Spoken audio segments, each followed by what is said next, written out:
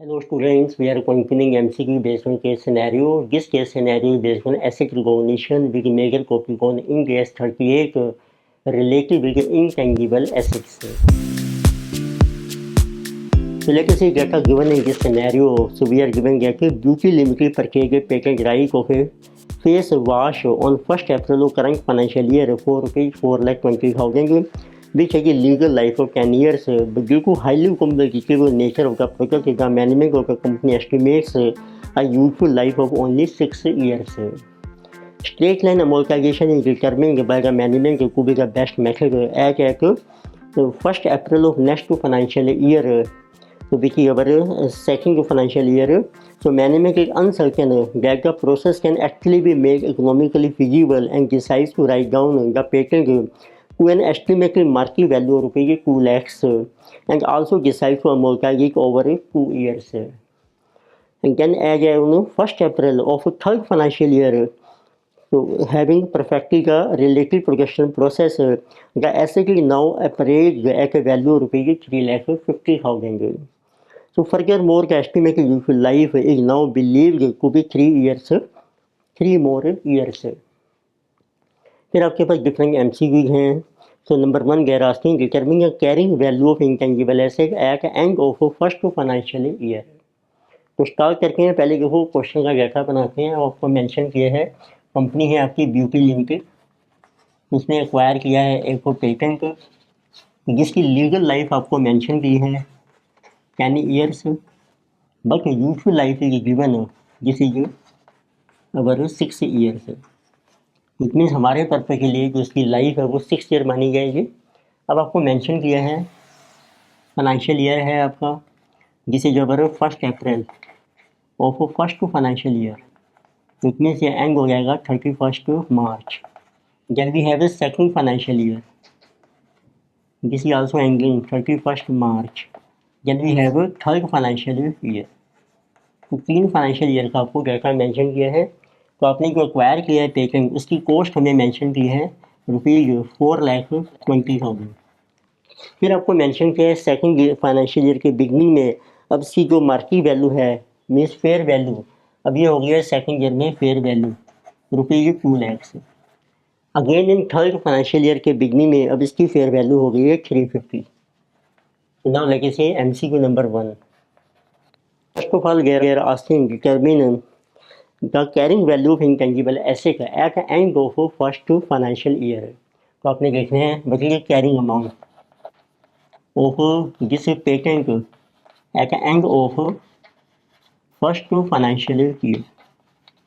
तो एंड में तो आपकी परचेज कॉस्ट है और जितना आपने अमोर्टाइजेशन किया है वो माइनस हो जाएगा. तो दिस विल बी 420.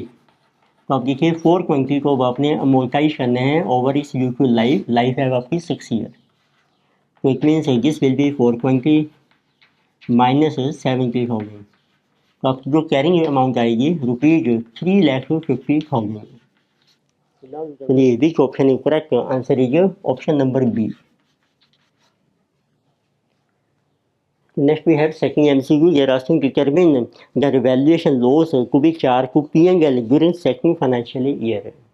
तो अब आप देखिए अब आपकी जो बुक वैल्यू है सेकंड फाइनेंशियल ईयर के बिगनिंग में this is our second financial year, what is book value? Book value है आपकी 350. अब इसकी जो फेयर वैल्यू है वो आपकी रिवाइज हो गई है रुपीज़ 2 लाख. इट मीन्स जब आप इसको रिवैल्यू करेंगे फेयर वैल्यू पर तो इसमें आपका लॉस आ रहा है. तो this is a revaluation loss. जो भी लॉस होगा तो वो आपका डेबिट हो जाएगा P&L में, क्योंकि debit to P&L by how much amount rupees 1,50,000. तो आंसर है there is a revaluation loss which is to be debited to P&L by rupees 1,50,000. You can see which option is correct? Answer is option number B. Next we have MCQ number 3. They are asking determine the carrying value of patent intangible asset at end of second financial year. तो आपने देखना है ये second financial year चल रहा है आपका. तो आप देखिए what is value in the beginning of this financial year. तो आपके रिवैल्यूएशन लॉस अब इसकी वैल्यू रह गई है rupees 2 lakh. Now what is remaining life in second financial year. So they are saying that his life will be over 2 years. तो इसको आपने amortize करना है over 2 years. So what will be our amortization of taking in this year 2/2? This will be 1 lakh. तो इसमें 2 में से 1 minus हो जाएगा, तो आपकी कैरिंग वैल्यू में देखिए कहा कि बुक वैल्यू रह जाएगी आपकी book value of taking at end of second year के एंड में this is rupees 1 lakh. This answer. Now you can see which option is correct. Answer is option C is correct.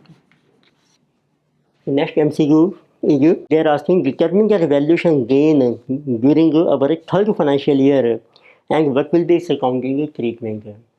अब आपका देखो third financial year आ गया.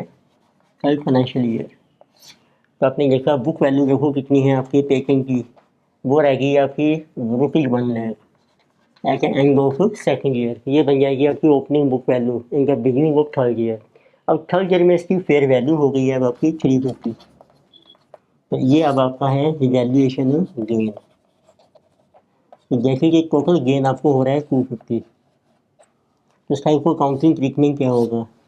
पर इस case में पहले लॉस भी हुआ था अभी आपका सेकेंड ईयर में 1,50,000 का, जो हमने PNL में चार्ज कर दिया था. तो जितना आपने PNL में ऑलरेडी चार्ज किया है तो वो को आप क्रेडिट कर दो PNL में. Credit to PNL how much amount, this is rupees 150. अब उसके कंपैरिजन में जो एक्स्ट्रा गेन हो रहा है वो आपका रिवैल्यूएशन रिजर्व में क्रेडिट हो जाएगा.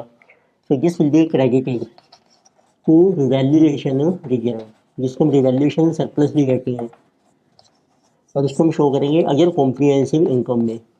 तो जिसे आंसर कहा गया डायरेक्टली इक्विटी में ट्रांसफर हो गया है ये. सो जिसे credit to revaluation reserve by how much amount, ₹1 lakh, जो बैलेंस आपका रह गया. तो किस अकाउंटिंग ट्रीटमेंट है, 150 क्रेडिट होगा PNL में and 1 lakh will be credited to revaluation reserve as अगर कॉम्प्रिहेंसिव इनकम है. Now you can see which option is correct. So here answer is option C is correct. Next we have fifth MCQ. So they are asking determine the carrying amount of a patent intangible asset at the end of third financial year. तो लेके से अब आपका है third financial year. पहले देखते हैं, देखो आपकी बुक वैल्यू कितनी थी. बुक वैल्यू इन बिगनिंग ये थी आपकी ₹1 lakh. फिर थर्ड ईयर में देखो आपने ऐड करना है इसमें जो रिवैल्यूएशन का गेन हो रहा है आपको.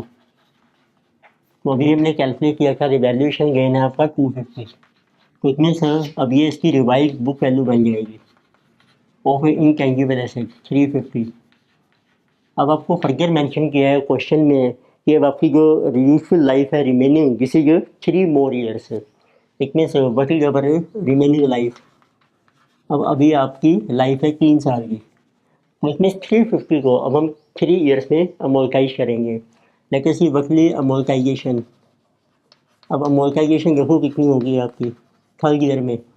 This will B 350 divided by 3. तो 350 divided by 3 this is so 116,667. तो ये अमाउंट आपका जो है लेस हो जाएगा. बैलेंस रह जाएगी आपकी कैरिंग अमाउंट, कैरिंग वैल्यू, जिसको कहते हैं book value of patent at the end of third financial year. तो दिस इज कमिंग 350 में से ये माइनस कर लीजिए. तो this will B rupees 2,33,000. So 333. So now you can see which option is correct. Answer is option A.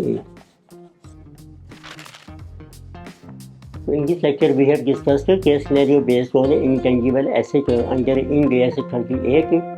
Further topics we will continue next lecture. Video आपको अच्छी लगती है सब्सक्राइब कीजिए, रिकमेंड कीजिए, शेयर कीजिए. Thank you.